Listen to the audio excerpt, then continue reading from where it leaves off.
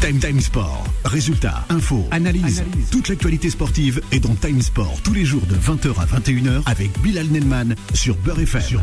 Bonsoir à tous et bienvenue sur l'antenne de Beurre FM en ce jeudi 25 mai 2023 et on est ensemble jusqu'à 21h, chers auditeurs et auditrices de Beurre FM. Et au menu de cette émission, oui, il faisait beau dans la capitale française ce soir et tout au long de la journée justement, on espère encore du soleil à travers tout le pays, l'Hexagone.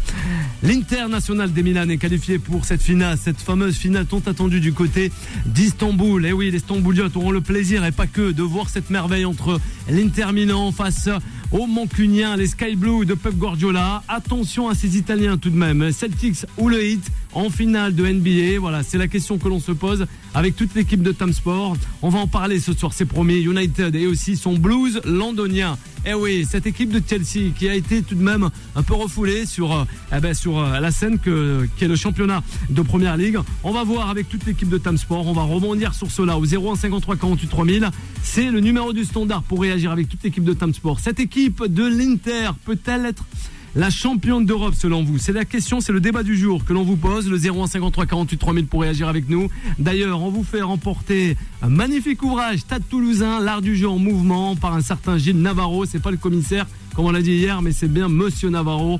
Et oui, un grand monsieur concernant la planète Ovalie. On rappelle tout de même que l'Ovalie, cette Coupe du Monde de rugby qui sera à travers notre pays, magnifique pays, qui est la France sur cette année 2023. Pour le remporter, ce magnifique ouvrage avec la maison d'édition, notre partenaire qui n'est autre que Solar, c'est le 01 53 48 3000. D'ailleurs, on accueille pour la première fois avec nous Olivier Missop. Et oui, la grande star qui est avec nous concernant la planète de l'Ovalie. Nasser est juste derrière moi. Il se dit comment ça se fait, mais ça joue la Joga Bonito ce soir. C'est parti, Gogo Time Sport. Time Sport. Il est pour parler. J'ai trouvé. Justement, il est avec nous, c'est Solal. Solal, reste bien à l'écoute, Solal, parce que ça va vite. En cette fin de saison, ça va très très vite, Solal. On n'aimerait pas te perdre en D3, D4. Hein. Il faut que tu joues la D1 avec nous, là. Hein, Solal, comment ça va, toi? C'est bon? Solal, ça va, tranquille, je me suis gouré de boutons, mais ça va, on est toujours bon. T'inquiète pas, Solal. Toujours à l'antenne, ne t'inquiète pas. On va le retrouver, Solal, c'est promis, concernant la planète NBA. Nasser est avec nous. Allez, un petit voyage à travers l'Europe. Allez, bonsoir, Nasser. Buonasera a tutti, bonsoir à toutes les auditrices et les auditeurs. On commence avec les Italiens, quoi. Exactement, et puis on commence cette émission avec une pensée pour Angélique et son équipe du côté de Charles de Gaulle, personnel de Charles de Gaulle qui nous écoute. Ah, Charles de Gaulle qui nous écoute ce soir. L'aéroport de Paris, oui, Charles de Gaulle. Plus grand Orly aussi. Plus grand aéroport d'Europe et le 6e du monde. Allez, je fais un gros bisou à Paris, l'Italie. On va descendre encore plus dans le sud, la plaine ibérique ce soir avec un certain Juan José. Bonsoir Juan José. Buenas tardes, Bilal, buenas tardes a todos. Effectivement, on est allé du côté de l'Espagne. Ouais. On a attendant d'aller du côté du Portugal. Et on va inviter un journaliste portugais aussi qui nous parle du Portugal. Ah ben pourquoi pas, ça serait bien aussi. Oui, des journalistes. On a des Portugais, des Portugaises qui nous écoutent justement. On a des confrères aussi. Si vous êtes journaliste portugais, vous connaissez en foot, n'hésitez pas à contacter Bilal. Oui, bien sûr. On a des amis. Allez, on fera venir. Mais je te promets qu'on en a beaucoup. Portugais. On a Gilles, un fervent supporter justement du Porto. Allez, juste à ma droite, on va retrouver qui? On va retrouver Vivien. Comment ça va, Vivien? Bonsoir Bilal. Bonsoir tout le monde. On parlait du personnel. D'ailleurs, si le personnel du Charles de Gaulle pouvait retrouver les maillots de Juan José, il y a des maillots de Valencia qui laissent traîner aux aéroports. C'est vrai. Faudrait qu'il arrête ça. Passe au Sasuna ce soir. On va faire passer le message. Ouais. Jouba est avec nous ce soir. Comment ça va, Jouba? Salut tout le monde. Grand plaisir d'être là. Hein. Ah bah oui. On est là. Nous aussi. Avec l'équipe. Nous aussi. Toujours avec grand plaisir. Jouba. On est ça là. Va bien. Bonjour à tous les auditeurs et auditrices de Beurre FM. On t'a pas froissé là. C'est bon. Tu vas avec nous tranquillement. Tranquille. Ouais. On était un peu dans l'incompréhension, mais il y a absolument rien. Ah bah bien sûr. L'amour, oui. Jouba, toujours l'incompris, tout comme Boula en politique. Le 01 53 48 3000 pour réagir avec toute l'équipe. On va les faire réagir. C'est nos deux invités. On n'en a pas qu'un, mais en tout cas, on a fait plaisir ce soir à Mamadou Lamine Mané qui nous écoute ce soir. Et oui, du côté du palais, du grand palais éphémère, Change Now sur la biodiversité et aussi le monde qui doit changer. Et on espère justement dans la joie et la bonne humeur, tout commémorer Solal avec le Miami Heat et les Celtics de Boston. Il est avec nous pour la première fois. C'est Olivier Missop qui est là avec nous dans cette émission. Bonsoir Olivier, comment ça va? Bonsoir à tous, écoute, ça va très bien. Tranquillement? Ouais, tranquillement. Ouais. Au calme. Ouais. Olivier, quand je le regarde comme ça, un assez beau bébé, justement, il nous fait penser à Jamie Foxx. On a dû déjà lui dire, ouais. Jamie Foxx. Vraiment, Jamie Foxx, on l'a déjà dit. Ça aurait été mieux Serge Betsen en comparaison. Ouais, Betsen aussi, c'est vrai, ouais. Bon, c'était en rugby. Bien sûr. Après, Serge, on n'a pas le même physique. En plus, Serge, on a plein d'anecdotes ensemble parce qu'on vient du même quartier. Ah bah ça, c'est super. C'est super. J'imagine les troisième mi-temps entre Olivier et Serge, ça doit être quelque chose. On en garde avec Olivier, on va revenir avec l'invité, c'est bon. Et on a un deuxième invité, il est avec nous dernièrement sur l'antenne de Beurre FM. C'est Haitham, le coach physique, justement. Comment ça va? Bonsoir Bilal, ça va? Ça va bien? Tranquillement? Enfin. Ouais, on va parler, hein. On va un peu titiller nos deux invités ce soir. J'espère qu'il est prêt, hein. Toujours prêt. On va voir. On va parler justement dans un premier temps avec vous, avec les auditeurs, les auditrices de Beurre FM au 01 53 48 3000. Eh ben justement, on aimerait s'attarder sur l'Inter de Milan, Nasser. Eh oui, les interistes, mais aussi le football italien bien là. Ancré. Effectivement, le football italien se porte très bien. On l'a pu le constater avec la Fiorentina et l'Inter qui vont aller en finale.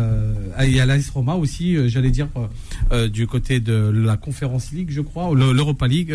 Donc, ça fait beaucoup de clubs italiens qui sont en finale d'un championnat d'Europe. Ça fait vraiment plaisir car le football italien, ce qu'on a connu à l'époque de Gabriele Battista, Simeone, tous ces grands joueurs reviennent au premier plan. Mais c'est quel plaisir, car vous le savez, on sera en plus dès la saison prochaine à faire vivre tous nos auditrices et nos auditeurs pour leur parler du football italien. On l'a fait en plus dans les émissions de Time Sport, avec Olivier Giroud par exemple. Avec Olivier Giroud et le Milan AC. On ira pourquoi pas pour cette finale le 10 juin face à City. Ça sera un match très important à suivre sur notre antenne, je vous le rappelle, le 10 juin prochain. En attendant, c'est vrai que l'Inter de Milan se porte bien, c'est imposé face à une équipe de la Fiorentina. C'est ça, en Coppa Italia. Titillé cette équipe de Florence, de l'Inter. Et surtout en première période. Et puis c'est vrai qu'après, il y a eu encore ce sang-froid de Lautaro Martinez. On a une équipe vraiment qui est vraiment structurée pour aller pourquoi pas au bout et pourquoi pas embêter cette équipe mancunienne. Peut-être qu'on en reparlera. J'ai pris beaucoup de la parole. Attention. Je vais laisser Juan prendre la suite, mais c'est vrai que on peut avoir une équipe interiste qui pourrait inquiéter City. Parce qu'on pense toujours que City pourrait tout prendre, mais l'Inter est une équipe difficile à jouer avec un schéma tactique que vous avez pu constater encore hier lors de la finale, un 4-2-3-1 je crois, vous pouvez revérifier, mais je crois que c'est ça, et on peut voir que l'Inter pourra éventuellement remporter la Ligue des Champions. Rentrosé, on donne la parole, on y va. Alors belle équipe, forcément. Les interistes. Quand même, il faut être fair play quand même. Il n'y a pas d'espagnol, mais bon. De cette équipe italienne, c'est quand même Simone Inzaghi qui réussit à gagner sa 3e Coupe d'Italie. Je crois que c'est sa 12e c'est la 4e Supercoupe qu'il gagne. Oui. Donc c'est vraiment. Tu as parlé de Lautaro Martinez. C'est vrai qu'il a été double buteur hier, mais je pense que le rôle de Simone Inzaghi est quand même assez important dans cette équipe de l'Inter. Cette équipe de l'Inter qui n'est pas encore qualifiée de toute façon pour la Champions League de l'année prochaine. Ça, il faut le rappeler, puisqu'ils ne sont que 4e. Donc logiquement qualifiés, mais il leur faut tout simplement un petit point. Match extrêmement important. Le prochain match en Serie A, puisque c'est face à l'Atalanta, et le match nul va assurer donc une qualification pour la Champions League l'année prochaine pour cette équipe de l'Inter de Milan. Après, tu as raison, ils sont arrivés presque au bout. Ils ne sont pas les favoris, ils ne le sont pas, mais c'est vrai que lors de la dernière finale jouée par Guardiola et City, ils étaient les grands favoris, ils ont été battus. Donc pourquoi pas cette fois-ci, d'ailleurs Guardiola l'a reconnu que cette équipe lui donne un peu des sueurs froides parfois avec sa façon de jouer et la résilience de ces joueurs, que sachant qu'ils sont pas les peut-être mieux physiquement, mieux techniquement à titre individuel et même tactiquement, ils sont capables effectivement d'arriver loin. C'est vrai que l'Italie a bénéficié, il faut le rappeler quand même, de cet grand avantage de voir sa sélection hors du mondial. Donc, pour les joueurs italiens, de façon générale, c'est pour ça qu'il n'est pas étonnant de voir à ces stades-là de la compétition, avec 3 équipes italiennes dans les 3 finales, Conference League, Europa League et Champions League, donc il y a des équipes italiennes, parce que la sélection italienne n'était pas au mondial, ce qui a permis aussi à ces joueurs quand même l'Euro de mieux supporter la charge physique quand vous êtes dans le signe des grandes équipes et vous faites 60 matchs par an. Ça n'a pas été leur cas. Donc ils sont, je dirais pas favoris, ils ne sont pas favoris, mais des outsiders qui effectivement peuvent faire peur à Guardiola et à City. Ouais. Messieurs, on vous écoute. Jouba, ils sont endormis. Je sais pas, qu'est-ce que t'as à l'arrière comme Vivien? On le disait hier, l'Inter de Milan devait marquer le coup et s'imposer. On a Zino aussi. Il y avait l'ascendant psychologique qui devait être pris et notamment se préparer pour cette finale de Ligue des Champions. Oui. Juan José disait qu'il n'était pas encore qualifié. De toute manière, s'ils gagnent, et il y a une deuxième solution, s'ils n'arrivent pas à arracher ce point, c'est gagner la Ligue des Champions qui leur donnera un ticket pour l'année prochaine. Mais en tout cas, oui, l'Inter de Milan qui a fait le boulot, qui avait face à lui aussi un finaliste européen, la Fiorentina, et avec toujours cette maîtrise collective. Tu parlais de Lautaro Martinez, l'Argentin, mais c'est tout le collectif qui suit.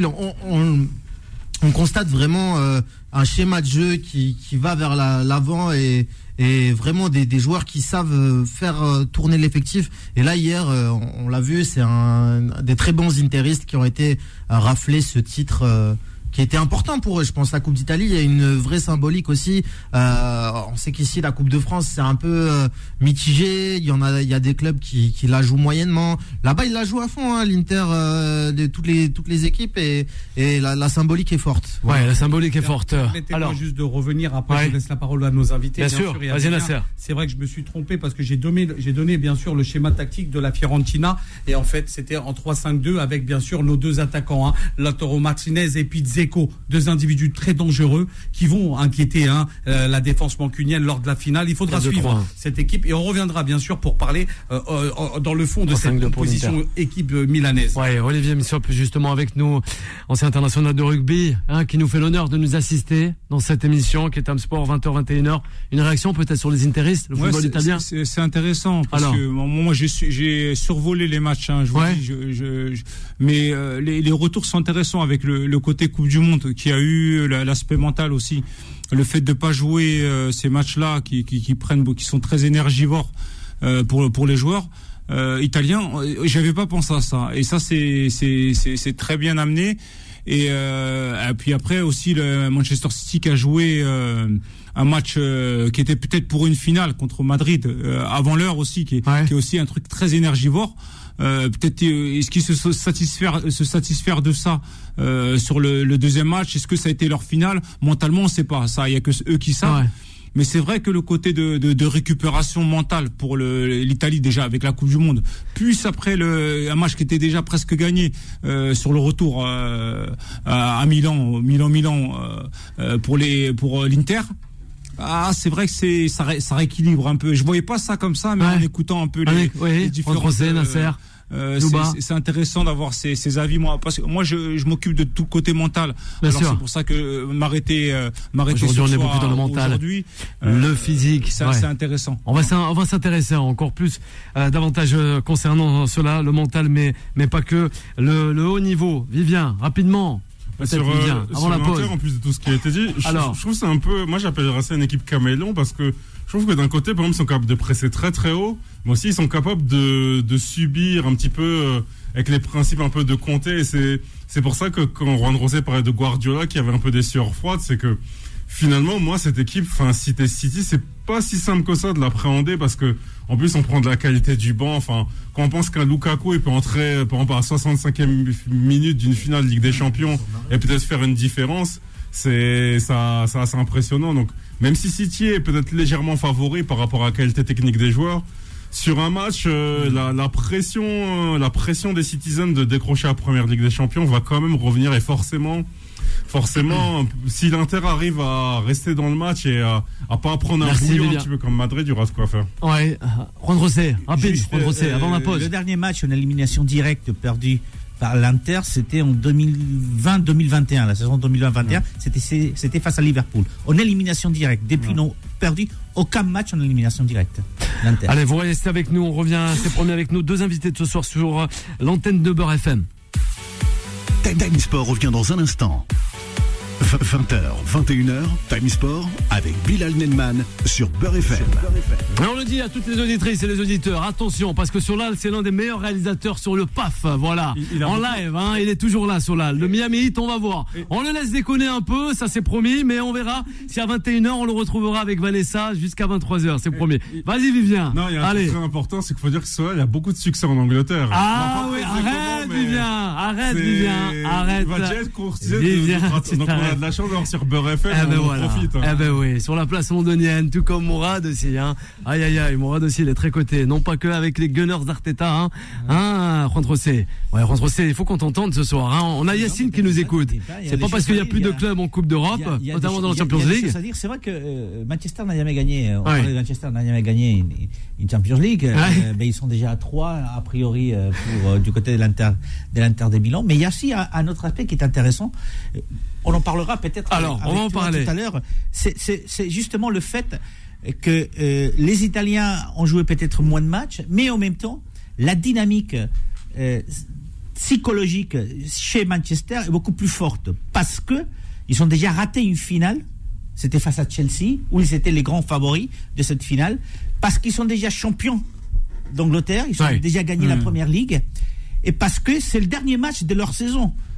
Tout va se jouer là. Ils ont l'opportunité de faire un triplé du côté de l'Angleterre. Donc il y a cet aspect-là. De l'autre côté, l'Inter ne sera jamais champion d'Italie, tout simplement, parce que Naples, il est déjà. Ils ont gagné, d'accord, la Coupe d'Italie, mais ils doivent encore assurer la Champions League l'année prochaine. Donc il y a aussi, même s'il y a la fatigue, il y a un aspect psychologique où ils sont dans une pente ascendante pour City, j'ai l'impression. Et l'Inter, oui, mais un peu moins peut-être. Ouais. Je pense qu'il y a une expérience déjà générale de l'équipe de l'Inter, un peu comme tu dis, avec les joueurs qui ont une sacrée expérience et tous les critères que tu donnes sont à prendre en compte sur l'aspect mental. Il y a pas de place au hasard, surtout à ce niveau-là. On essaie de se préparer au mieux, mais c'est vrai que le contentement il est humain. Voilà, le contentement il est humain. Quand on gagne, est-ce qu'on se satisfait d'avoir gagné, d'aller chercher plus, c'est pas donné à tout le monde.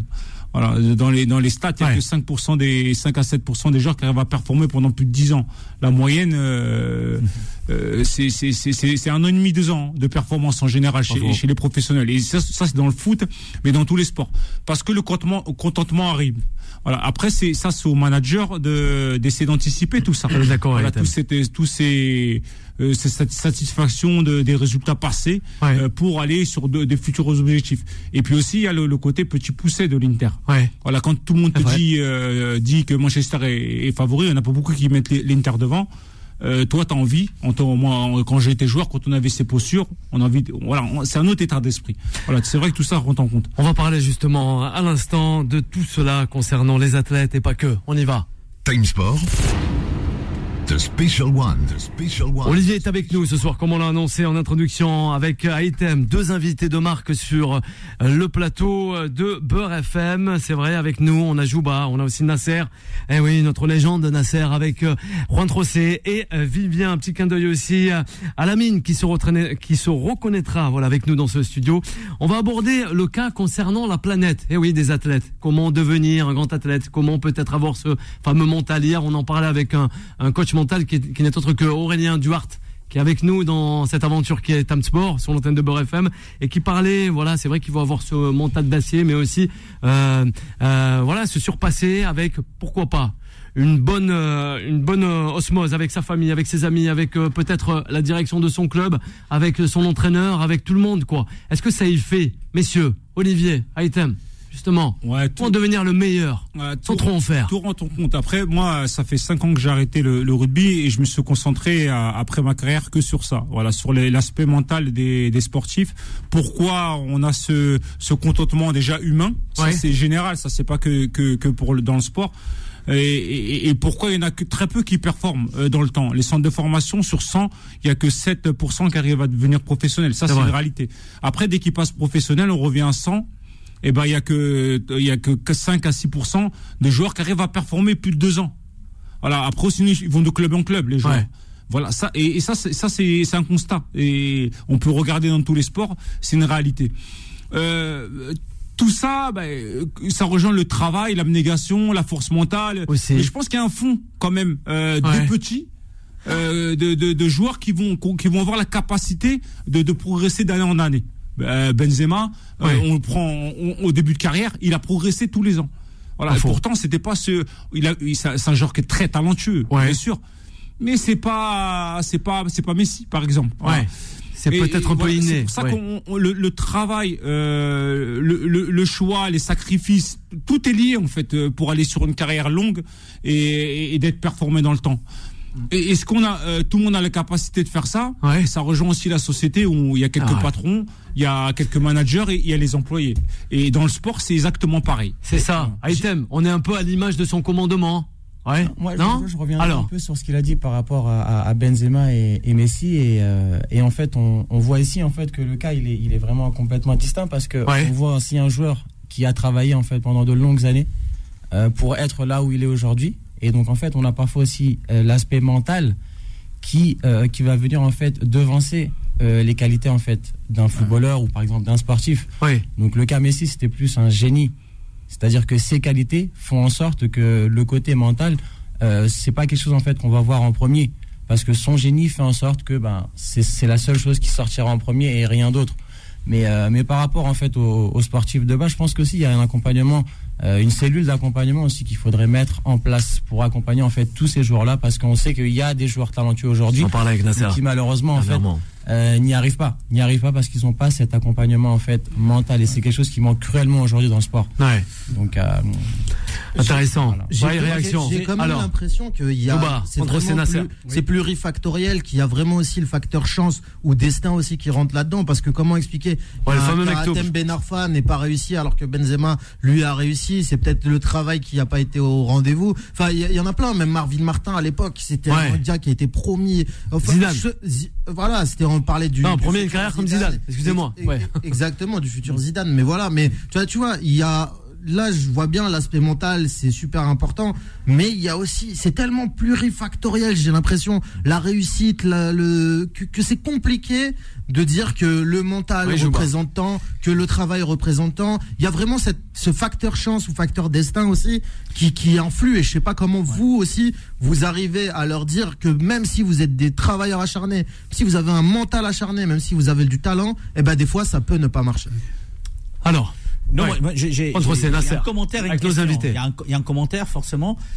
C'est vrai que quand tu parles des pourcentages des centres de formation, ce qui est tout à fait logique, mais parce que le monde professionnel, c'est un entonnoir. Donc forcément, en fin de compte, il y a des centaines de jeunes dans des centres de formation, mais il n'y a que 44 clubs professionnels. Pas beaucoup. Ça, c'est la réalité. Oui, ça c'est... Oui. Il n'y a que 44 clubs. Ça s'arrête là. Donc forcément, il y a phénomène entonnoir. Donc le pourcentage est logique qu'il ne soit pas très élevé. Contrairement à l'Angleterre où il y en a beaucoup plus. Non, parce qu'en fait, les clubs professionnels, c'est première et deuxième division. C'est la règle en Europe. Donc ça, c'est le commentaire. Après, il y a l'aspect mental. Et j'ai travaillé cette semaine sur les cas des Kais Ruiz Atil, qui est à Auxerre, qui est un joueur qui était formé à la Masia, à Barcelone, qui a été récupéré par le PSG, parce qu'il est franco-marocain, qui a été récupéré par la PSG, qui a joué quelques minutes, je crois, avec Pochettino, qu'il a fait jouer en première équipe quelques minutes avec le PSG, qui a été prêté à Auxerre pour devenir, peut-être, pour avoir les minutes qui lui manquaient, et qui va pas continuer à Auxerre, va être donc remercié, et il a 20 ans. Et on se dit, quand tu parles avec ses entraîneurs, les gens qui le connaissent, ils disent, mentalement, il n'est pas fait pour être professionnel. Il a son retard, il a des habitudes. La discipline. Et l'on parlait. Il est trop jeune, il n'est pas mûr pour être professionnel. Et c'est quelqu'un qui était appelé, était appelé à devenir un grand joueur, quand même en Hollande. Puisqu'il était à Barcelone, il est venu au PSG, on lui donne des minutes ailleurs, et le fait est qu'il n'est pas prêt mentalement justement. Pour continuer. Il y a beaucoup de joueurs. Pardon. Alors Olivier, il y a beaucoup de joueurs qui ont cette posture, parce qu'on oublie, on oublie, mais en fait, quand on regarde les stats, si tu redéconstruis sur plusieurs sports, les équipes de France jeunes, et tu regardes aujourd'hui où ils sont, parce que quand on parle d'entonnoir, ceux qui ont la facilité de l'entonnoir, c'est ceux qui sont internationaux normalement. Si je suis international moins de 20. J'aurais plus de facilité d'être dans un club professionnel parce que j'aurai la visibilité, je suis international, les agents c'est plus facile, tout ça. Il faut regarder chez eux. Chez eux, ils font partie du pourcentage. Et ils ont une équipe de France de moins de 20. On regarde dans l'équipe de France senior 5 ans après, souvent ils y sont pas. Il y en a 2 ou 3 qui sont restés, qui sont après internationaux. Et les autres, ils vont souvent de club en club, ils changent ou ils descendent de division. Et ça, c'est dans tous les sports. Et c'est pour ça que l'aspect mental, pour moi, il est primordial. C'est la base. En fait, c'est quelque chose qu'on apprend. En fait, c'est quelque chose qu'on apprend des petits avec une rigueur et autres. Et un dernier truc. Alors, sur le fait d'être fort mentalement. En fait, ceux qui sont forts mentalement chez les pros, on regardera tous les pros qui sont forts mentalement dans tous les sports, ils ont une certaine stabilité dans le sport, mais dans leur vie aussi. C'est lié. Aïtem aussi d'accord. Avec ça, avant de donner la parole à Nasser. Oui. Alors, Aïtem. C'est un équilibre en fait. Comme je le disais la dernière fois, Bilal, c'est un équilibre en fait à avoir dans la vie. On peut pas être fort sur le terrain et être déséquilibré en fait en dehors des terrains. Ouais. Je pense que là tout à l'heure le frère rappelé par rapport à Hatem Ben Arfa, c'est aussi ça, c'est qu'Hatem n'a pas eu la chance en fait que Messi a eu. Il avait certes ses qualités et Benzema le comparait même à Messi. C'est vrai. Je me rappelle à l'époque. Oui. Et pourtant non, parce que on avait aussi cette instabilité dans la vie d'Hatem. Que Messi avait dans sa vie cet équilibre. Ce cocon. En fait, c'est pas une question en fait de chance. C'est clair, la destinée, oui, elle est toujours là. Je pense que c'est aussi aujourd'hui un terme d'équilibre sur le terrain et en dehors. Ouais. Et en dehors, justement, la France, les U20 qui perdent face à la Gambie. Voilà, ça c'est pour Olivier. 1-0, on joue la 27e minute. On écoute Nasser justement. Oui, déjà c'est un plaisir de recevoir un grand champion de rugby qui est Olivier. Un champion, attention, Haïtem aussi, carrière de footballeur. Haïtem aussi, mais que nous aimons tant. En fait, ce qui fait plaisir, parce qu'on parle beaucoup de football dans notre émission, on parle de rugby, et en fait, de tous les sports. Fait plaisir, en fait, c'est son parcours, parce que en fait, on voit qu'il était dans les Hauts-de-Seine, qu'il joue à Clichy, et ensuite qu'il commence à prendre son baluchon et qu'il va aller jouer dans des clubs comme Oyonnax, par exemple, dans des contrées un français, Oyonnax. Il a eu une éducation où il n'a pas eu toujours ses parents près de lui. Et j'aimerais savoir comment il a fait, quel message on a pu lui inculquer, soit ses parents, ou soit un éducateur qui a dû lui faire passer ce message-là. Parce qu'aujourd'hui, quand on écoute son discours, c'est extraordinaire. D'ailleurs, j'appelle à tous les clubs de Ligue 1, de Ligue 2 ou de National qui écoutent notre émission. De travailler avec ces deux messieurs. Parce que c'est deux messieurs qui sont primordiaux non seulement pour le sport français, mais aussi pour l'avenir de nos jeunes qui nous écoutent. Alors, c'est une réflexion qu'on a eue. Beaucoup trop de questions. Même sur par le passé, tu parlais justement de la force mentale, mais on se rend compte qu'en fait, c'est un travail qui n'est pas fait, ou suffisamment pas fait, par les centres des formations. De plus en plus, quand tu es jeune, tu joues au foot dans ton quartier, dans ta ville, ça reste dans ton club. Voilà, tu fais du sport, voilà.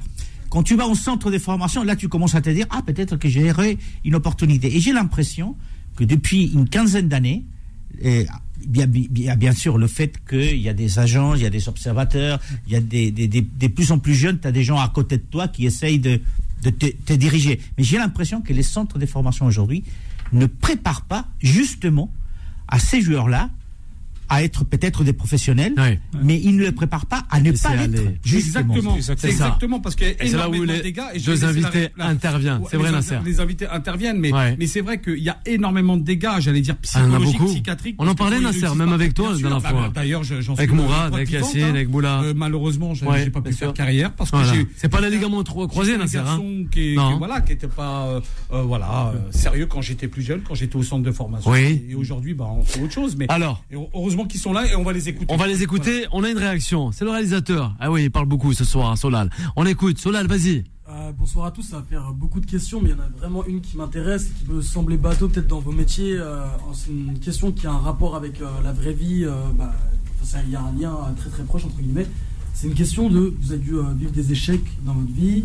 Il y a différents types d'échecs. Il y a des échecs moins importants que d'autres par rapport à une certaine visibilité médiatique ou tout simplement un match plus important qu'un autre. Je voulais savoir quelles sont vos clés et quelles sont les astuces que vous donnerez aux auditeurs et aux auditrices pour arriver à se relever d'un échec et de faire de cet échec justement une future réussite. Alors, Olivier Haïtem. Se relever d'un échec. Relever d'un échec, ça le fait sourire. C'est la façon dont on voit l'échec déjà, la façon de le voir.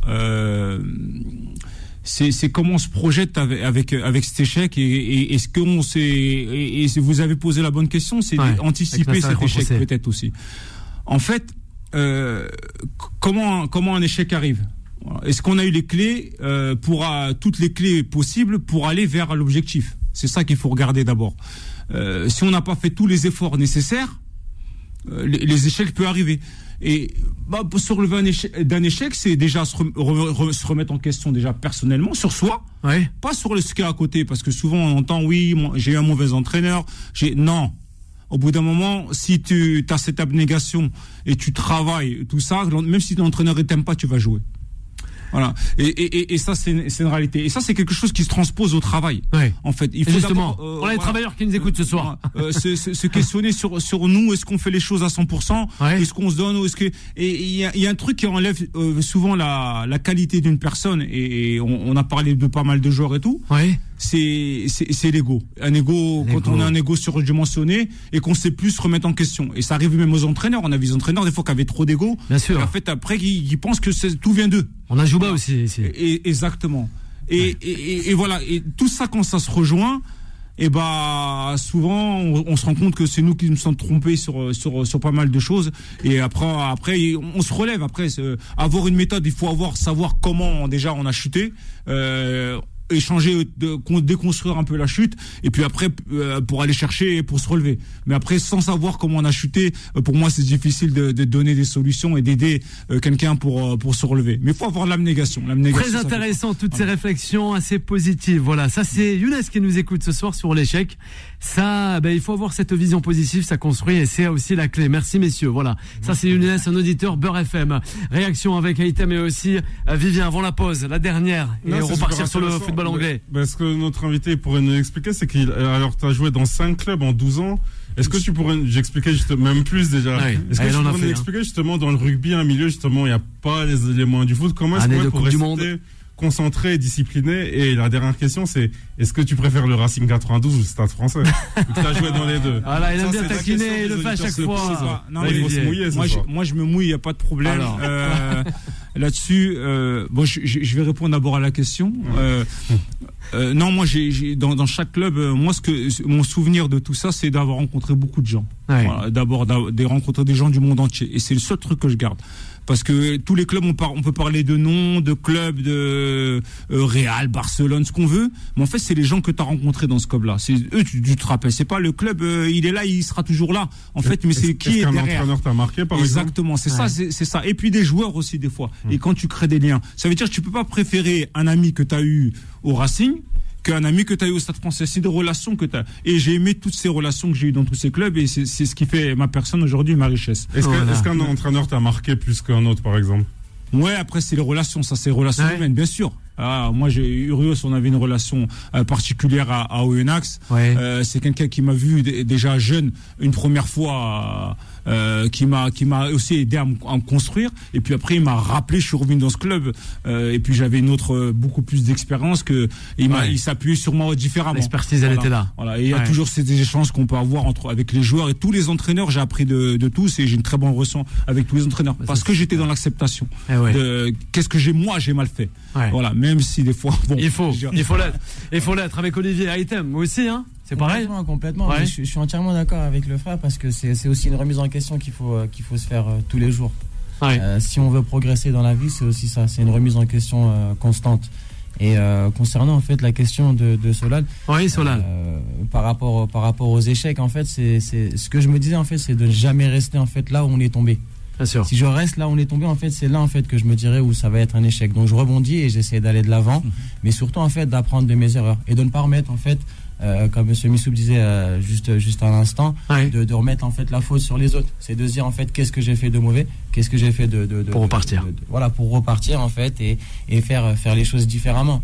Donc voilà. Merci. Contre C, je sais plus si on a trop le temps. Rapidement, contre C.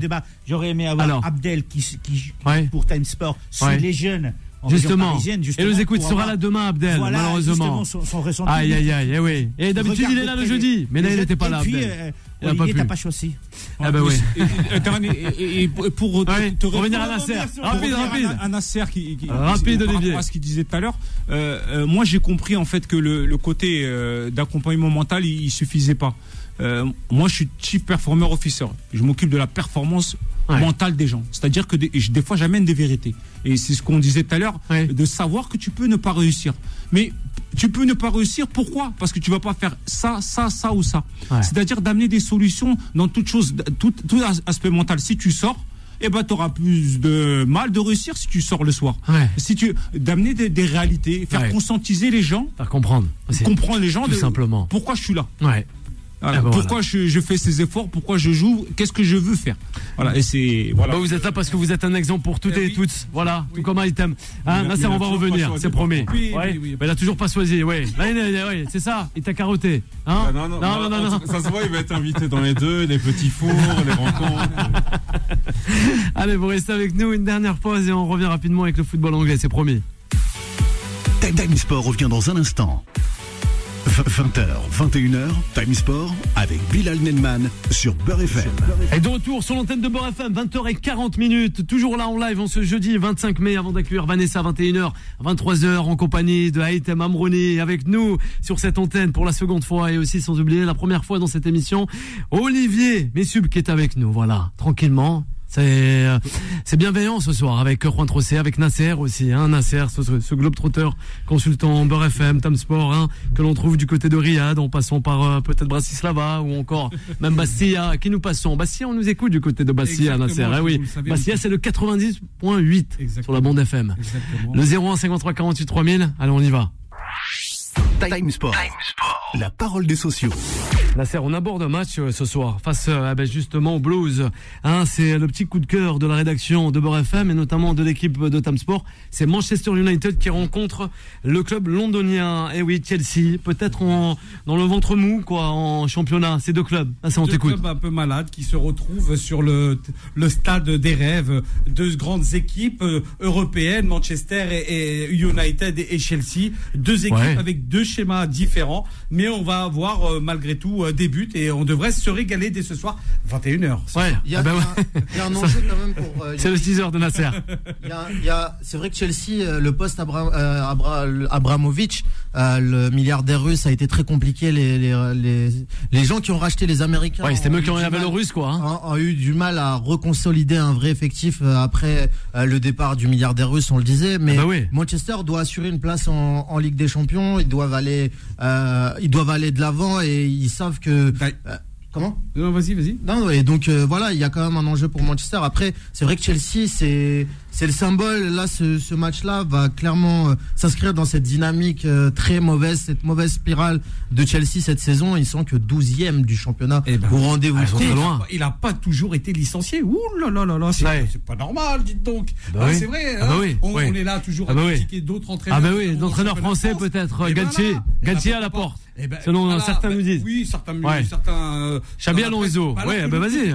Tu remets une couche. Des Alpes, bien sûr, son nom est cité. Et je peux vous citer certains clubs, notamment des grands clubs de la Serie A italienne. Mais on parle de lui aussi en Angleterre. Alors, c'est pour ça que c'est rigolo de voir tout ça. Nasser. On a le droit. Mais comment? C'est rigolo, Nasser. Vas-y. Ça peut pas passer.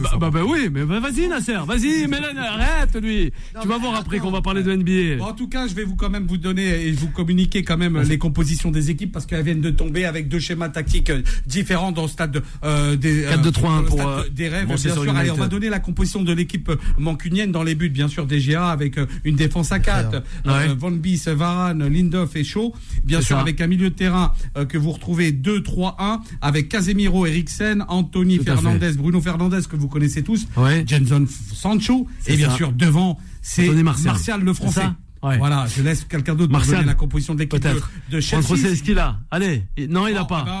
Toi, tu la connais par cœur, Jouba. Il la connaît pas. C'est Nasser qui est sur il la connaît même pas. Non, mais pour être transparent avec les éditeurs, j'ai même pas. T'as rien, toi, c'est pour ça. C'est toi qui as les. Oui, en 4-3-3. On connaît que le joueur là-bas. Avec Arrizabalaga, que vous connaissez tous, le grand gardien de but, une défense à 4 avec Ola Fofana, Chaloba et Azpilicueta, un milieu de terrain à 3, Gallagher, Fernandez, Chukwuemeka, et puis une attaque avec Mudryk, Arvez et Madueke qu'on connaît tous. Voilà, on va se régaler ce soir à 21h. Ça va être une rencontre intéressante et bien sûr, malheureux vaincu, et surtout pour Manchester United. Ouais. Le match de ce soir.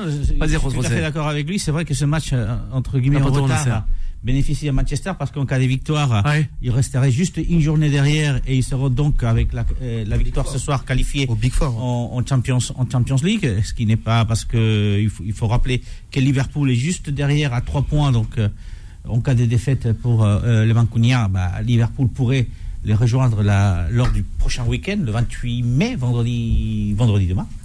Donc c'est un avantage pour United, ce match en retard, mais effectivement la Champions League n'est pas encore assurée. Et c'est vrai qu'ils ont beaucoup souffert cette saison parce que il y a 2 mois ils étaient beaucoup plus en arrière. Donc ils n'étaient pas 4e, ils n'étaient pas qualifiés pour les compétitions européennes. Ils ont réussi à remonter en même temps qu'Arsenal a fléchi. Manchester a réussi à remonter. Cela dit, ce Manchester-là est loin d'être le Manchester qu'on a connu par le passé. Et il ne l'est pas dit que ce Manchester-là fera une belle campagne l'année prochaine. C'est celui-là qui a été éliminé, je vous le rappelle, par Séville, justement en Europa League. Et les hommes d'Erik ten Hag, justement, ont leur peut-être à venir en main. Eh oui, ça c'est Riyad qui nous le dit ce soir, qui nous écoute. Sur l'antenne de Beurre FM. Et Manchester qui doit aussi, vas-y, selon toi. Vous le savez, Manchester va être revendu et les Qataris sont aussi sur le dossier, qui doit aussi assurer une belle image pour être revendu dans le bon condition. Il n'y a pas que les Qataris. Il y a aussi cet enjeu-là. Il y a Ineos là, le propriétaire de Nice, qui est aussi sur le coup. Oui, il y a Ineos bonne avec posture. Jean-Claude Blanc aussi qui est au marketing de Ineos. Tu fais bien de le dire, mais les Qataris sont quand même bien dans le dossier. Après, Ineos peut aussi se positionner, mais les Qataris sont bien dans le coup, donc ils doivent assurer aussi une belle vitrine. Il a répété 4 fois justement. Les Qataris diront adieu à Paris Saint-Germain, quoi. Au Paris Saint-Germain, c'est ça? Non, mais on sait pas. On sait pas. Ils sont dessus, on sait pas. Ça c'est une info qui est connue de tous. C'est une info connue de tous. On verra bien justement ce que ça donnera. Oui.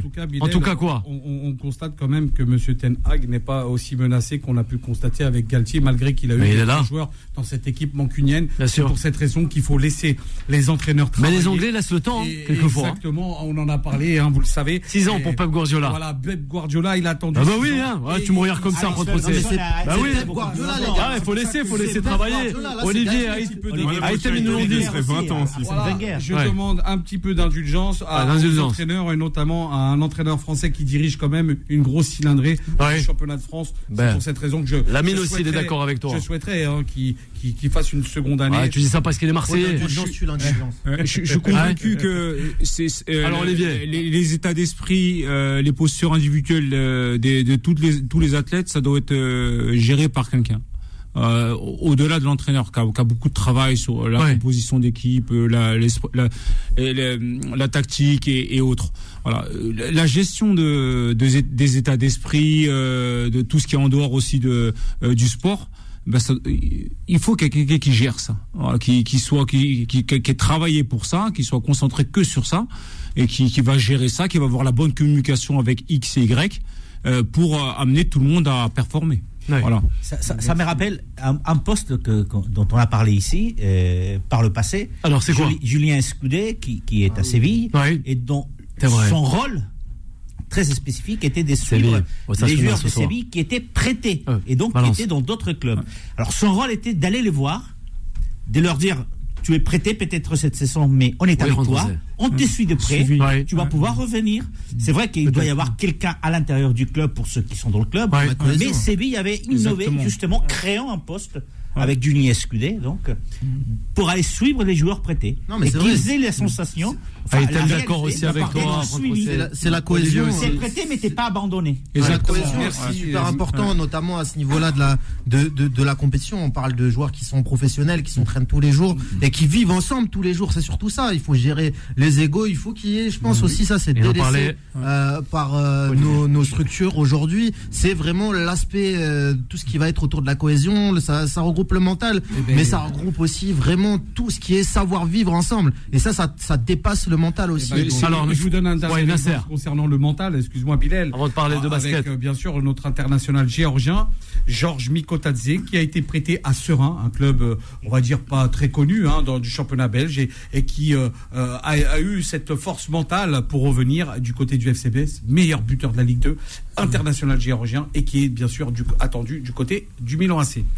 Merci Nasser. Allez, on va passer justement, on quitte la France pour rejoindre le continent nord-américain. Time Sport, le mode pressing. Voilà, il nous fait peur à tous et à toutes. Justement, bien à vous aussi, chers auditrices et auditeurs de Beurre FM, c'est Vivien qui est avec nous, expert justement des parquets nord-américains. Et oui, les Celtics ou le Heat peut-être en finale de NBA. C'est demain soir dans la nuit.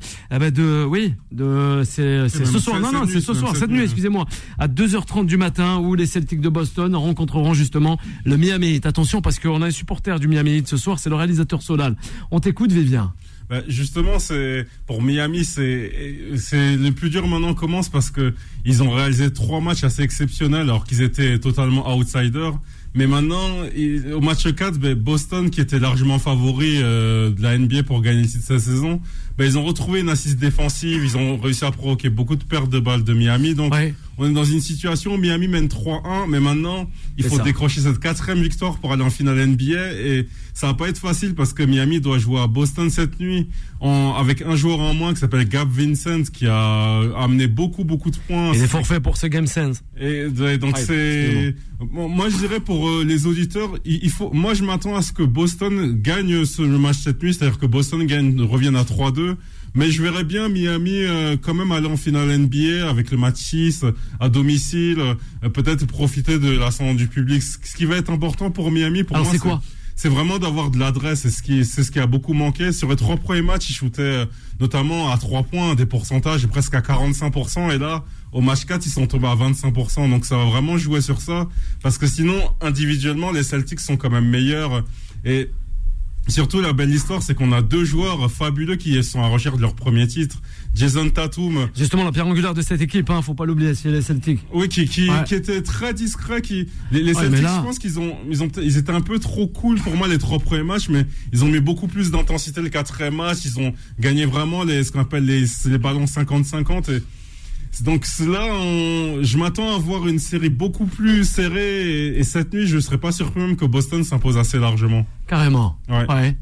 Peut-être un mot avec Olivier, mais aussi Aitem sur les parquets nord-américains qui est la NBA, le championnat de basketball tant regardé, tant étrié, mais aussi sulfureux championnat. Peut-être y travailler. Ouais, non. Moi, j'ai pas la maîtrise là. Quand je sais pas, je ne dis rien. On ne dit rien. Il y a des aspects pour nos invités. Donc, il y a pour y travailler aussi l'aspect physique, puisque là, il faut enchaîner quand même. Ils peuvent aller jusqu'à 6 matchs. Assez rapprochés les uns des autres. Et puis aussi l'aspect mental. Ouais. Quand tu perds 3-1 et tu vas vers le 4e, tu sais que tu es obligé de gagner. Donc il y a aussi une pression énorme sur les joueurs, même s'ils sont des professionnels et qui sont habitués à tout ça. Mais cet aspect physique et cet aspect mental, il faut qu'ils soient ensemble, j'imagine. Sinon, si l'un ou l'autre fait défaut, c'est raté. On l'oublie souvent, on termine avec vous et Aitem. Cet aspect mental, et moi je parle de la dimension temporelle. Une vie sportive d'1 an, c'est pour moi l'équivalence d'à 10 ans. D'une vie normale, dans la normalité, dans un travail. Pourquoi ? Parce que c'est quoi la fréquence d'engagement, de stress et autres ? C'est des objectifs. Et quand tu as des objectifs fréquents, conséquents comme ça, en fait tu vis x10 les choses, parce que dans une vie normale ton objectif il est souvent peut-être sur 1 an, et il y en a, ça arrive des fois, ça fait 10 ans qu'ils sont fonctionnaires et ils n'ont pas spécialement d'objectif professionnel. Et le sportif, il a cette fréquence d'objectifs chaque semaine, et pour le basket, c'est des fois tous les 3 jours, qui est humaine, on va dire. Mais c'est humain parce qu'ils le font. Mais c'est ça, voilà, la dimension temporelle du sport. Un grand merci à Olivier Messoup et aussi à Aitem Amrouni d'avoir été avec nous sur cette antenne qui est Beurre FM. Aussi à vous, chers auditrices et auditeurs. Et oui, l'émission arrive à sa fin, c'est ça. On accueille Vanessa, 21h, 23h, qui arrive à grands pas avec justement Solal. Et oui, justement, un grand merci à vous, qu'on pourra suivre aussi sur les réseaux sociaux, Olivier Messoup, sur les réseaux sociaux, Instagram. un petit peu, quelques photos, mais je suis pas trop aux réseaux sociaux. Sans plus, voilà. Faut le rencontrer. Mais il peut rester dans Confidence. Il peut dans Confidence, Aitem aussi. Aitem, on peut le retrouver, Aitem. Pareil sur Instagram, même si je suis pas très actif dessus, en termes de visibilité, mais c'est Aitem Bodyweight Training. En tout cas, un grand plaisir d'avoir été avec nous et de vous avoir reçu sur cette antenne qui est Beurre FM. Merci à Nasser. Merci d'avoir été avec nous, Nasser. Buonasera a tutti. Ah voilà, on le retrouvera dès la semaine prochaine, Nasser, avec Rentre aussi, avec Jouba aussi, le grand roi Jouba. Et oui, Jouba, une petite dédicace, non, que de l'amour, pas la guerre, c'est tout. Les gens qui vous aiment et que vous aimez. Voilà. Et passez une très belle soirée. Tout comme Vivien, une très belle soirée à toi aussi, Vivien. Un grand merci à toi, à Lamine, à Mamadou, sans oublier Solal. Allez, très belle soirée à toutes et à tous. Retrouvez Time Sport tous les jours de 20h à 21h et en podcast sur beurrefm.net et l'appli Beurre FM.